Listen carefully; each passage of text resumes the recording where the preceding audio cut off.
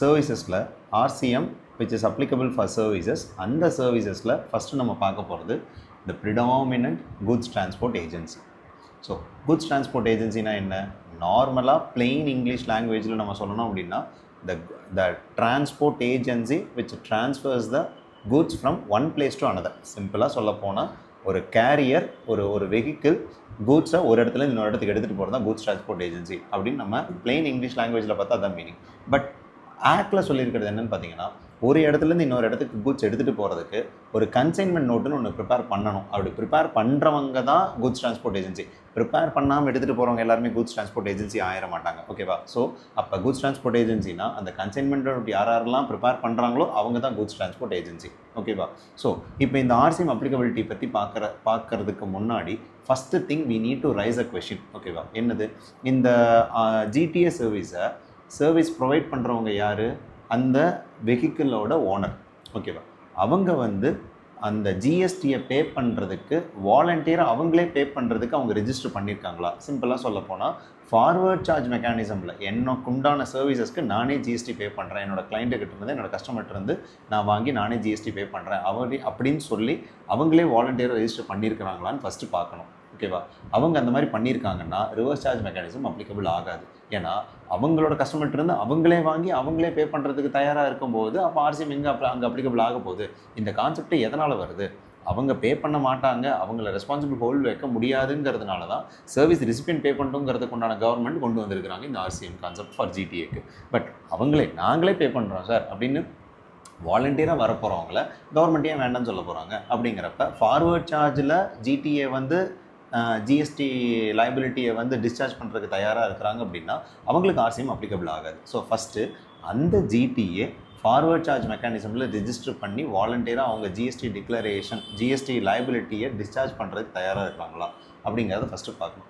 அவங்க அந்த மாதிரி ஃபார்வர்ட் சார்ஜில் இருக்காங்கன்னா RCM அப்ளிகபிள் ஆகாது. ஓகேவா? சரி, ஃபஸ்ட்டு அப்போ அவங்க அப்படி இருக்கிறாங்க அப்படின்னா அதை பற்றியும் நம்ம கிளியராக பார்க்குற மாதிரி இருந்தால் பார்த்துடலாம். ஓகேவா? ஸோ ஃபார்வர்ட் சார்ஜ் மெக்கானிசமில் அவங்களுக்கு 2 ஆப்ஷன் இருக்குது. இந்த மாதிரி, அதாவது அவங்களோட கஸ்டமர்கிட்ட இருந்து எங்கிட்ட யாரெல்லாம் கூட்ஸ் கொண்டு கொடுத்து இதை இந்த இடத்துக்கு கொண்டு போய் கொடுங்க அப்படின்னு சொல்கிறாங்களோ அவங்கக்கிட்ட நான் ஜிஎஸ்டி வாங்கி நான் கவர்மெண்ட்டை பே பண்ணுவேன். ஓகேவா? This is a normal concept of forward charge mechanism. அப்போ எனக்கு 2 ஆப்ஷன் இருக்குது. ஆஸ் அ GTAவா ஃபார்வர்ட் சார்ஜ் மெக்கானிசமில் நானே கவர்மெண்ட்டை ரெஜிஸ்ட்ரேஷன் எடுத்து நான் ஜிஎஸ்டி பே பண்ணுறதுக்கு எனக்கு 2 ஆப்ஷன் இருக்குது. ஒன்று, I can either go for a 12% rate or I can go for a rate of 5%. ஒன்று 12% ரேட் நான் சார்ஜ் பண்ணலாம் என்னோட கஸ்டமர்ஸ்ட்டு, இல்லாட்டி 5% நான் சார்ஜ் பண்ணலாம். அது எப்படி? 2 விதமான ரேட், ஒரே சர்வீசஸ்க்கு 2 விதமான ரேட்டு. 2 விதமான ரேட் இருக்குது. பட் ஒரு சர்வீசஸ் அந்த 12% அதிகமான ஜிஎஸ்டி பே பண்ணுறதுக்கு அதில் ஒரு ரிலாக்ஸேஷனும் கவர்மெண்ட் கொடுத்துருக்குது.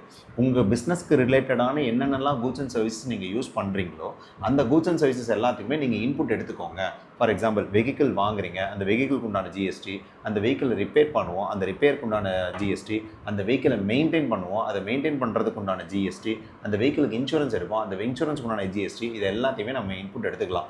எப்போ 12% ஜிஎஸ்டி நான் டிக்ளேர் பண்ணுறேன், டிஸ்சார்ஜ் பண்ணுறேன் அப்படின்னு நம்ம முடிவு எடுத்திருந்தோம் அப்படின்னா அப்போ நம்ம எல்லாமே இன்புட் எடுத்துக்கலாம். நம்மளோட goods and services which is furtherance of பிஸ்னஸ்க்கு எதெல்லாம் அப்ளிகபிள் ஆகுதோ அப்போ நம்ம எடுத்துக்கலாம். சப்போஸ் இல்லை நான் அதெல்லாம் எடுக்க மாட்டேன், நான் எடுக்கிறதுக்கு எனக்கு விருப்பம் இல்லை அப்படின்னா you can go for a 5%. அப்படின்னு என்ன மீனிங்க? நான் 5% ஜிஎஸ்டி டிக்ளேர் பண்ணுறேன், டிஸ்சார்ஜ் பண்ணுறேன், பட் நான் எந்த விதமான இன்புட்டும் என்னோட பிஸ்னஸ்க்கு சம்மந்தப்பட்ட எந்த விதமான இன்புட்டையுமே நான் கிளைம் பண்ண போகிறதில்ல. ஸோ இதுதான் கான்செப்ட். இது யாருக்கு? ஃபார்வர்ட் சார்ஜ் மெக்கானிசமில் ஜிஎஸ்டி டிஸ்சார்ஜ் பண்ணணும்னு விருப்பப்படக்கூடிய கூட்ஸ் டிரான்ஸ்போர்ட் ஏஜென்சிக்கு. நான் கூட்ஸ் டிரான்ஸ்போர்ட் ஏஜென்சி தான், ஃபார்வர்ட் சார்ஜில் நான் போகிறதுக்கு நான் விருப்பப்படலை, என்கிட்ட யார் வர்றாங்களோ அவங்களே ஜிஎஸ்டி பே பண்ணிக்கிட்டோம் அப்படின்னு நான் முடிவு எடுக்கணும்னாலும் எடுக்கலாம். ஓகேவா? So that's a second category. ஓகேவா? ஸோ அப்படி நான் ஒரு முடிவு எடுத்தேன் அப்படின்னா அப்போ அடுத்த நான் ஒரு விஷயம் நான் பார்க்கணும். ஓகேவா? நான் யாருக்கு இந்த சர்வீஸை ப்ரொவைட் பண்ணுறேன் அப்படின்னு 2 விதமான பர்சன்ஸ். ஓகேவா? இப்போ நான் ரிவர்ஸ் சார்ஜில் தான் நான் அப்ளிகபிள் ஆகிறேன், நான் ஜிஎஸ்டி எடுக்கிறதுக்கு விருப்பப்படலை அப்படின்னா பிரச்சனையே இல்லை. என்கிட்ட யார் வர்றாங்களோ அவங்கள பொறுத்து அவங்க ஜிஎஸ்டி பே பண்ணிக்க வேண்டியது அவங்களோட பிரச்சனை, என்னோட பிரச்சனை கிடையாது. இதே நான் ஜிஎஸ்டி பே பண்ணுறேன்னு நான் போயிட்டேன்னா நான் பே பண்ண வேண்டியது என்னோட பொறுப்பு, என்னோட லைபிலிட்டி. அப்போ நான் ரிவர்ஸ் சார்ஜ் மெக்கானிசம் நான் ஆஃப் பண்ணிக்கிட்டேன், ஆஸ் அ கூட்ஸ் டிரான்ஸ்போர்ட் ஏஜென்சியாக நான் ஆஃப் பண்ணிக்கிட்டேன் அப்படின்னா அடுத்த ஒரு கேள்வி வரும். இந்த சர்வீஸை யார் என்ஜாய் பண்ணாங்க, அதாவது யாரோட கூட்ஸை நான் எடுத்துகிட்டு போய் அவங்களுக்கு வேலை செஞ்சுருக்கிறேன், யாரோட கூட்ஸை நான் எடுத்துகிட்டு போய் அவங்க சொல்கிற இடத்துல டெலிவரி பண்ணியிருக்கிறேன் அப்படிங்கிறத பொறுத்து இங்கே ஒரு விஷயம் முடிவாகும். அதுதான் இந்த ஆர்சிஎம்க்கு உண்டான மெயின் கோரே.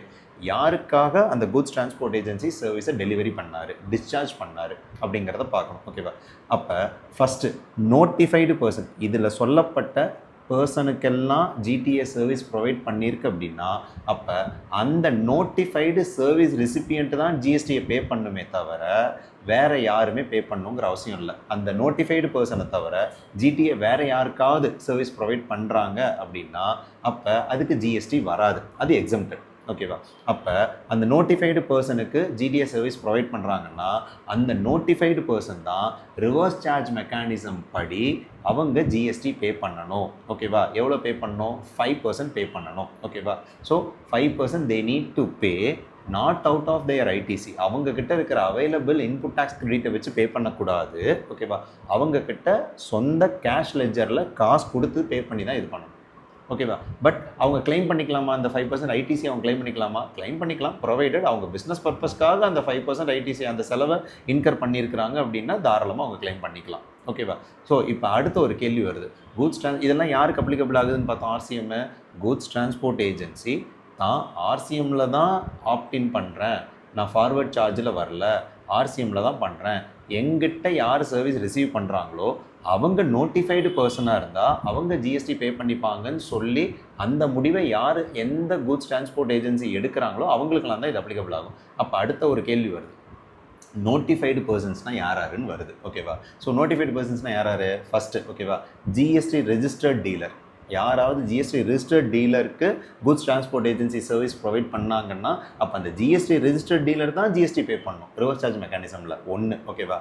ரெண்டாவது ரெஜிஸ்டர்டு ஃபேக்ட்ரி. ரெண்டாவது. மூணாவது ரெஜிஸ்டர்டு சொசைட்டி. நாலாவது கோஆப்ரேட்டிவ் சொசைட்டி. அஞ்சாவது பாடி கார்ப்பரேட்.